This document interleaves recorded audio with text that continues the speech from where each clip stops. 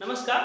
आज हम लोग जिस टॉपिक के बारे में पढ़ेंगे उसका नाम क्या है? Rights of consumer. Rights of consumer कहने का मतलब कि उपभोक्ता का अधिकार। ठीक है, ये जो टॉपिक है राइट्स ऑफ कंज्यूमर, ये कौन सा चैप्टर का टॉपिक है? ये टॉपिक है उपभोक्ता संरक्षण अधिनियम का, कंज्यूमर प्रोटेक्शन एक्ट का। ये जो कंज्यूमर प्रोटेक्शन एक्ट है ये बनाया गया था 1986 में। कंज्यूमर के बेनिफिट के लिए, कंज्यूमर को हेल्प करने के लिए कि यदि किसी कंज्यूमर के साथ कोई फ्रॉड होता है, ठीक है, तो वो किस तरह से उससे डील कर सकता है, यानी कि उसको कंपेंसेशन किस तरह से मिल सकता है, ठीक है ना। वो मतलब उसका फाइल कहाँ पे, केस फाइल कहाँ पे कर सकता है, ठीक है। इसके लिए क्या बनाया गया? कंज्यूमर प्रोटेक्शन एक्ट बनाया गया, जो कंज्यूमर के बेनिफिट के लिए बनाया गया था। ठीक है, तो आज इस चैप्टर में हम लोग आज पढ़ेंगे राइट्स ऑफ कंज्यूमर के बारे में, यानी कि कंज्यूमर का, एक उपभोक्ता का क्या क्या अधिकार होता है। ठीक है, देखिए सबसे पहले कंज्यूमर प्रोटेक्शन एक्ट में जो राइट्स ऑफ कंज्यूमर है, उपभोक्ता का जो अधिकार, उसमें सबसे पहला अधिकार दिया गया है राइट टू सेफ्टी।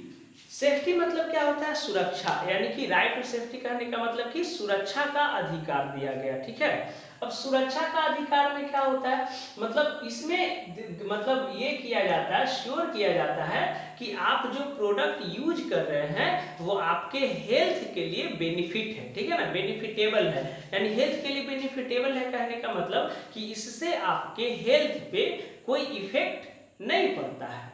ठीक है, जैसे अगर आप कोई फूड खरीद रहे हैं, जैसे कोई भी चीज खरीद रहे हैं, ब्रेड खरीद रहे हैं, दही खरीद रहे हैं, ठीक है, या कोई भी खाने पीने वाला चीज खरीद रहे हैं, माजा खरीद रहे हैं, स्प्राइट खरीद रहे हैं, तो उसमें एक फसाई होता है। ठीक है ना, जो फूड को क्या करता है, वो क्वालिटी को चेक करता है कि वो हेल्थ के लिए सही है कि नहीं है। ठीक है, आप अगर कोई भी सामान खरीद रहे हैं, जैसे लोहा का सामान खरीदिए या फिर प्लास्टिक का, ये प्लम्बर वाला कोई सामान खरीदिए, ठीक है, तो उसमें क्या लगा हुआ रहता है? लगा हुआ रहता है ISI का मार्क लगा हुआ रहता है, यानी कि ये श्योर करता है कि आपको जो हम प्रोडक्ट दे रहे हैं वो ओरिजिनल है, वो डुप्लीकेट नहीं है। ठीक है, यानी कि आपका लॉन्ग लाइफ प्रोडक्ट है। ठीक है, फिर हम लोग उसी तरह से जब सोना वगैरह खरीदते हैं तो सोना में क्या होता है? हॉलमार्क दिया जाता है। ठीक है, ताकि वो ओरिजिनल सोना का ये पहचान होता है, हॉलमार्क। ठीक है, तो ये जो है राइट टू बी सेफ्टी, मतलब कि कंज्यूमर को हम लोग सुरक्षा का अधिकार देते हैं। मतलब कि जब कोई भी सामान जब परचेज करता है कंज्यूमर, तो वो अपने आप को सुरक्षित महसूस करे, ठगा हुआ महसूस न करें।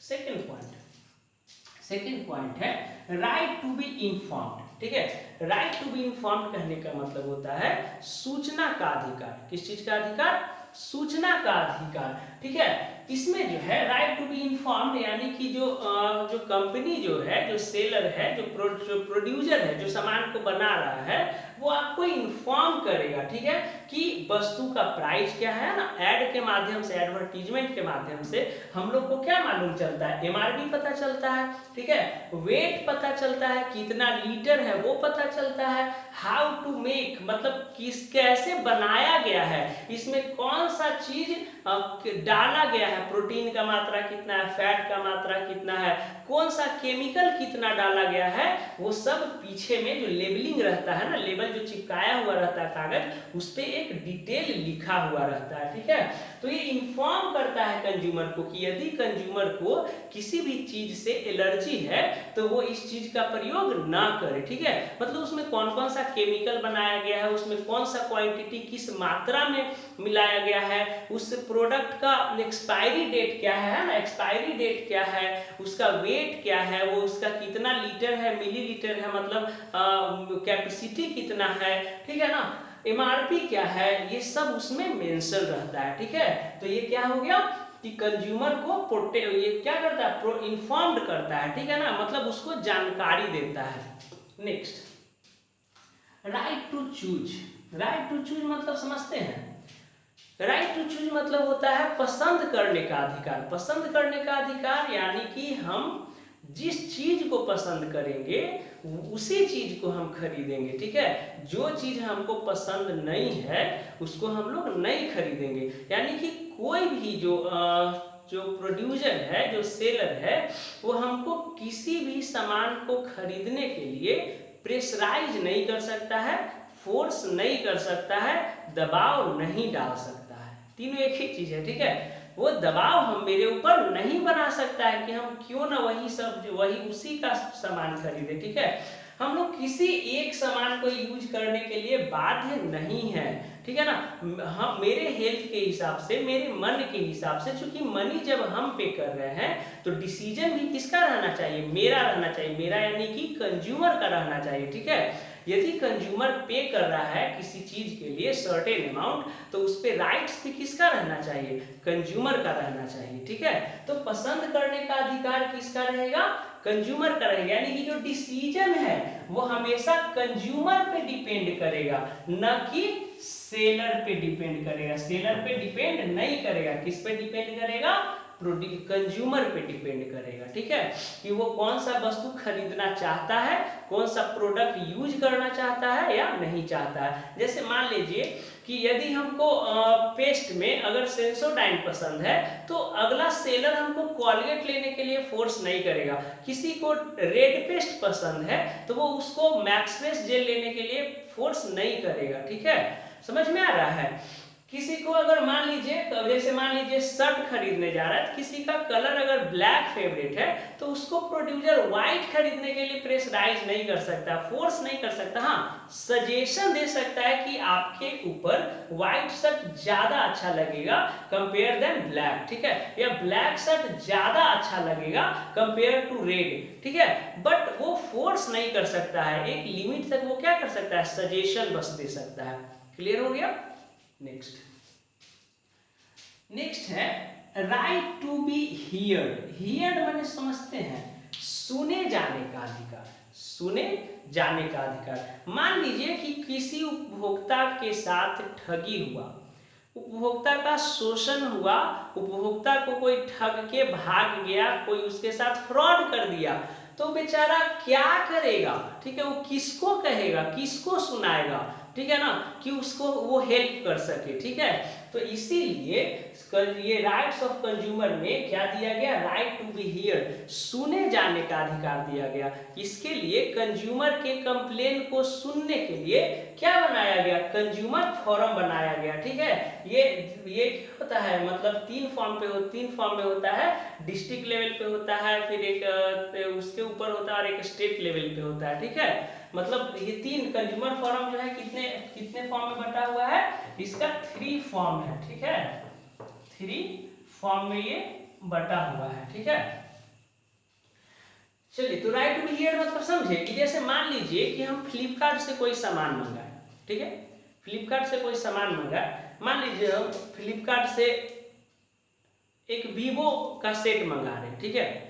तो वीवो का सेट मंगा रहे हैं, वो हमको दे दिया सैमसंग, ठीक है, वीवो का ऊपर कवर दे दिया वीवो का, और अंदर जब मोबाइल निकाल रहे हैं तो क्या निकल रहा है, सैमसंग निकल रहा है। शूज ऑर्डर किए, ठीक है, तो शूज जब हम लोग डब्बा खोले तो शूज न निकल के क्या निकला, स्लीपर निकला। तो कंज्यूमर तो ठगा गया यहाँ पे, है ना।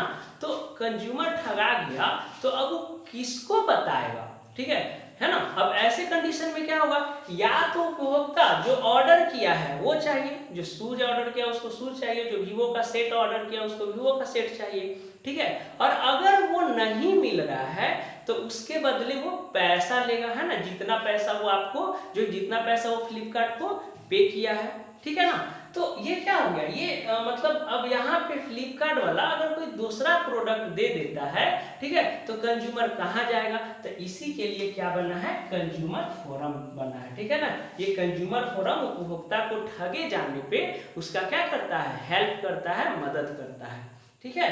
उसी तरह से मान लीजिए कि कोई प्रोडक्ट जो है ले लिया, ठीक है ना, कोई प्रोडक्ट जो है ले लिया, और आप मेडिसिन के दुकान में गए, आपको जो है सेलर क्या किया कि एक्सपायरी डेट वाला सामान दे दिया। अब उससे जो है आप जब उसका यूज करते हैं उस मेडिसिन को, तो आपके बॉडी में एलर्जी हो गया, आपका बहुत तबीयत खराब हो गया, ठीक है ना, या मतलब स्किन में दाना वगैरह निकलने लगा, ठीक है। तो ऐसे कंडीशन में क्या करेगा कंज्यूमर, तो कंज्यूमर क्या करेगा, इसका इसका जो नुकसान हुआ, एलर्जी हो गया, पूरा बॉडी में दाना दाना हो गया, या फिर उसका तबीयत जो खराब हो गया, उसमें उसका 10,000 15,000 20,000 रुपया खर्च हो गया, उसका भरपाई कौन करेगा? तो वो सेलर करेगा।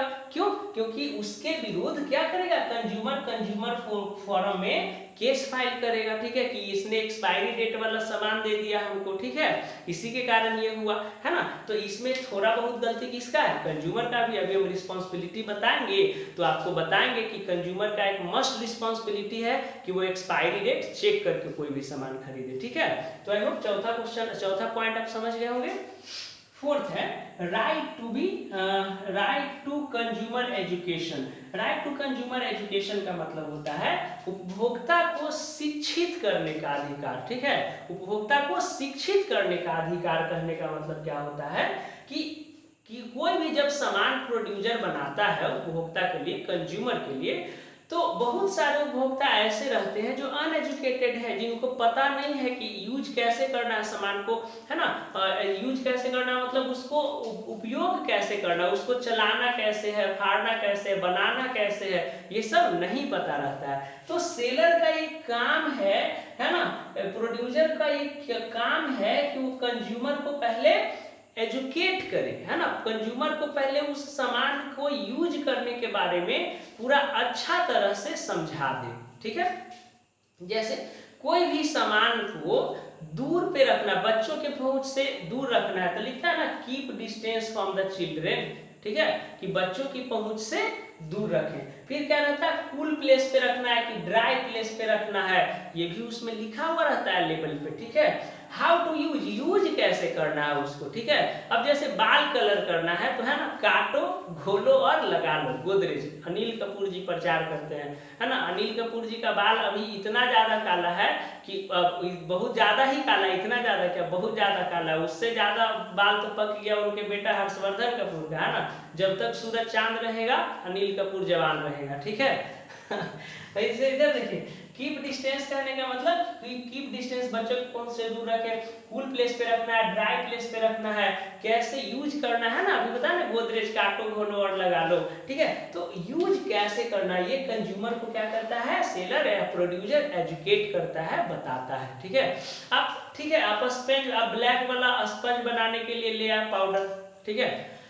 अब उसको हमको पता ही नहीं है कि कितना टेम्परेचर पे उसको किस तरह से किस चीज में सानना है, कितना बड़ा गोला बनाना है, कितना देर उसको तलना है, कितना देर चाशनी बनाना है, उसके बाद उसमें डालना है, तब ना स्पंज बनेगा जी, ब्लैक वाला या व्हाइट वाला, ठीक है। तो एजुकेशन मस्ट होता है किसके लिए, कंज्यूमर के लिए। जो कौन प्रोड्यूस करेगा, जो कौन प्रोवाइड करेगा, प्रोड्यूसर यानी कि सेलर, यानी ठीक है ना, यानी कि जो सामान को बनाता है, कैसे यूज करना ये बहुत मस्ट है। बहुत ऐसे वॉशिंग मशीन वगैरह जो है देखते हैं, शुरू में आता है तो चलाने नहीं आता कि कैसे उसका यूज करेगा, तो क्या होता है, वो आता है ना, उसका कंपनी वाला आएगा, ठीक है, कंपनी वाला आके एक बार सब बता देता है कि सर ऐसे से ऐसे होगा, है ना। जब मतलब लोडिंग, मतलब ज्यादा कपड़ा करना है तो पानी को इतना रखिए, कम कपड़ा धोना है तो पानी को इतना पर रखिए, है ना, सुखाना है तो इस बटन को इतना टाइम, इतना देर तक घुमा के इस तरह रखिए, है ना। यानी कि हर चीज आपको एजुकेट कर देता है ना।